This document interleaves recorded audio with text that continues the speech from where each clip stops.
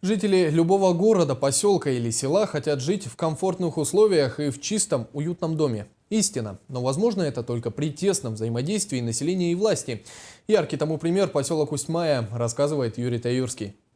За последние несколько лет заметно улучшение состояния районного центра поселка Усть-Мая. Администрацией поселка и предприятий проведена большая работа по благоустройству внешнего вида поселения. На въезде установлена стелла. На центральной улице Горького для пешеходов проложены тротуары из плитки. Смонтировано современное уличное освещение. Облагорожены фасады многоквартирных домов. Там, где сделаны ремонты домов, их жители первыми сообразили, выбрали и включились в муниципальные программы. А жители 19 многоквартирных домов из 100 выбрали для обслуживания своих домов управляющие компании. Потребность в нашей работе существует у населения.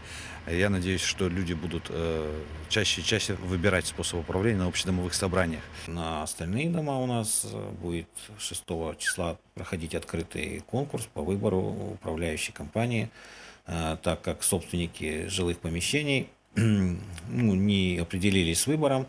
В поселке Усть-Мая в 9 двухэтажных домах все жители приватизировали свои квартиры, а в остальных 37 домах проживают со смешанной формой собственности. Администрации и поселения с жильцами таких домов работать труднее. Жители не привыкли как-то вот к этому, что должны содержать вот это свое общее имущество, потому что у них понятие, что я только приватизировал квартиру, и все, вроде бы я ограничился только своей квартирой. Но на самом-то деле закон гласит то, что все остальное, это и проводка внутриподъездная, и лестничная клетка, и крыша, и все это относится к общедомовому имуществу, это все надо содержать за счет собственников. Администрация муниципального образования поселок Усть-Мая защитила программу капитального ремонта жилого фонда. В эту программу вошли все многоквартирные дома, независимо от формы собственности.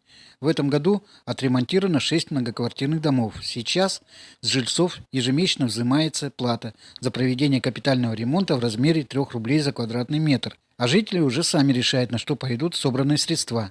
На ремонт системы отопления, канализации, кровли, либо другие цели. Юрий Владимир Таюрский, Тимур Канаев, НВК Саха, Усть-Майский улус.